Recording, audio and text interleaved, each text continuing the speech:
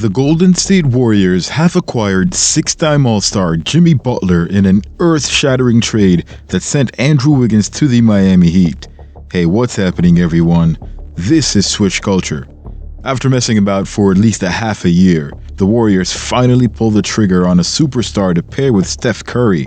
The Warriors have been in talks with Butler since last summer when they swung for the fences to get Markkanen and Paul George, neither of which deal came through.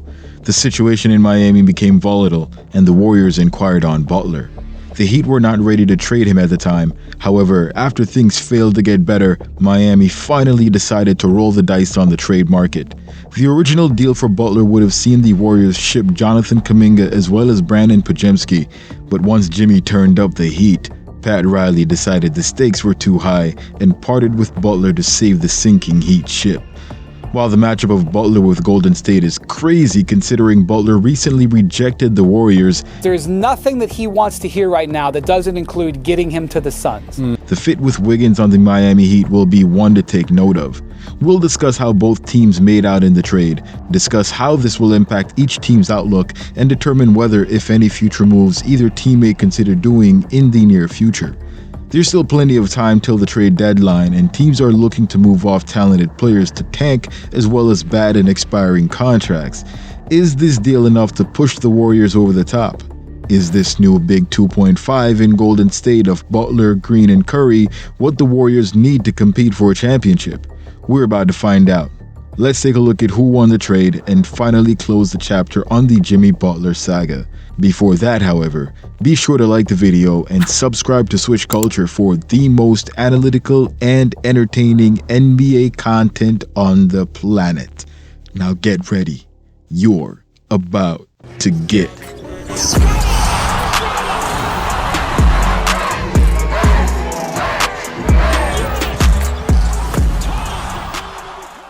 The 2-month saga between the Heat and Jimmy Butler finally come to an end, and it took Mike Dunleavy no less than the chains of Amistad to drag Jimmy into a Golden State Warriors uniform. That is, in order to get Jimmy to sign, the Warriors had to ink Jimmy to a 2-year deal worth $112 million. This matches the extension he qualified for with the Heat, one which Pat Riley declined to give Butler. This locks up Jimmy's contract with that of Steph Curry's, and the deal was so good, Jimmy waived his player option for next season. A man about his money is a man about his money, and when it comes to the cash, Jimmy B is no dummy. We're talking about Jimmy's extension, but nobody's talking about the pocket extension from Golden State.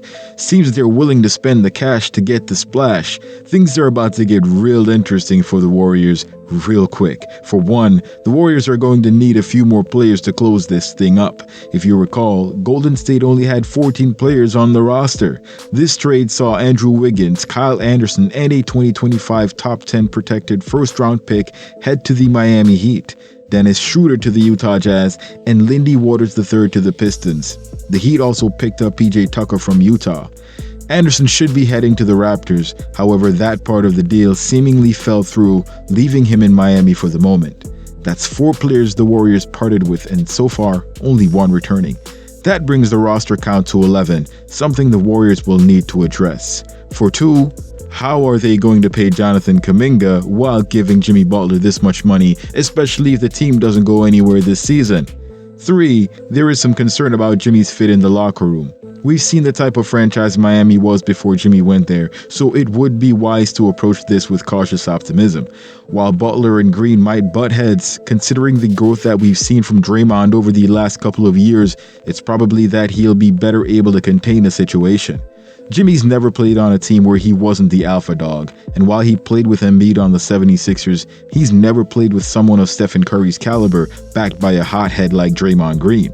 I think on the bright side, someone will put Draymond in his place and hold him accountable for his turnovers, while on the dark side, there might be some drama. As long as they keep that energy on the court, the team could benefit from both these players pushing each other. Jimmy is definitely a leader and will be able to extract effort out of his teammates. Speaking of getting effort from his teammates, there's no better player for Jonathan Kuminga to learn from at this point in his career.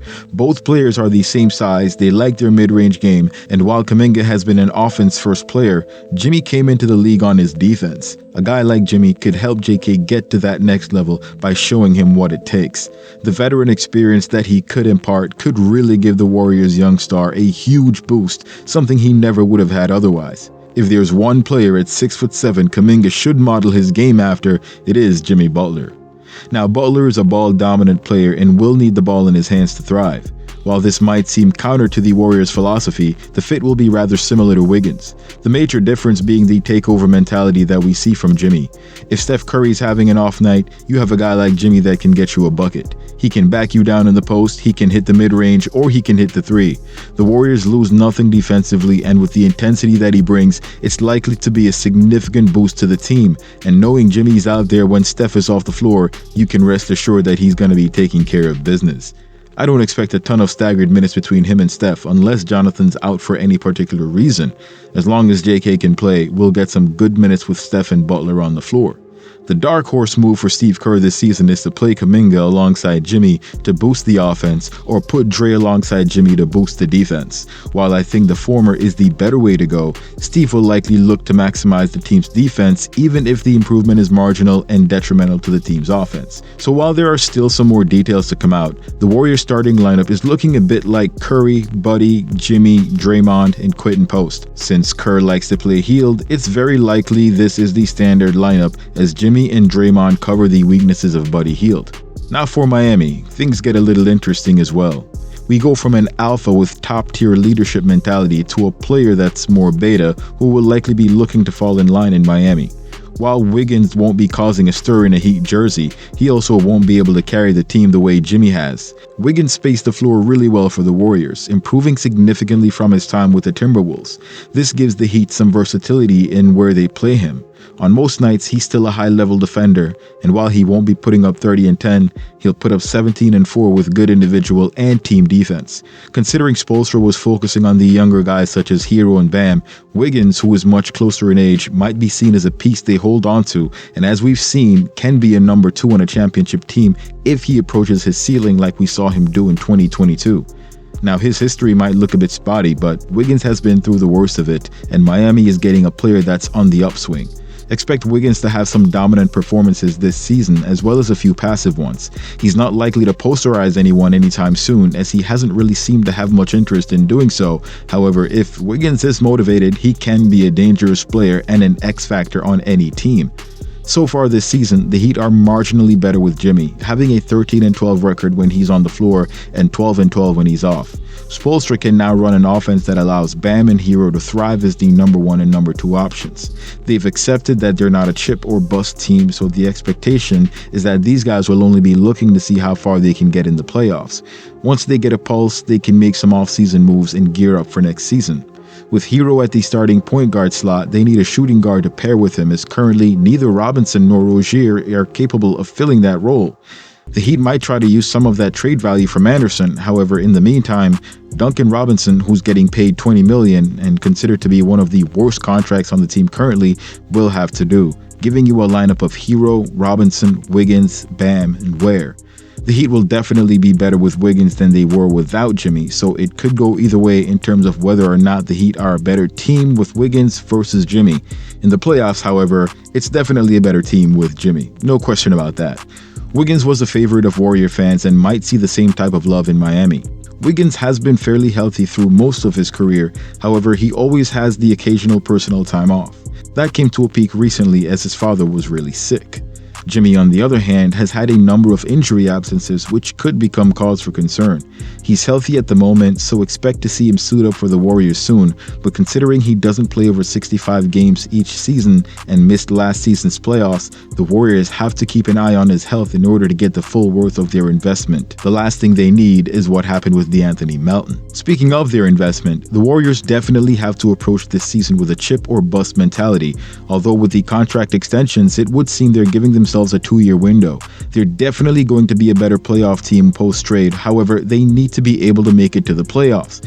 Considering they only have a 500 record, they will need quite a bit of help from their new acquisition in the regular season, something he's not very fond of doing. Also, if we exclude the first 15 games of the season where the Warriors went 12-3, they currently have a record of 13-22. That could be a problem. Jimmy plays a high IQ game, and make no mistake, he's as much brains as he is brawn, and this could work well to play alongside Steph, who's likely to play off ball.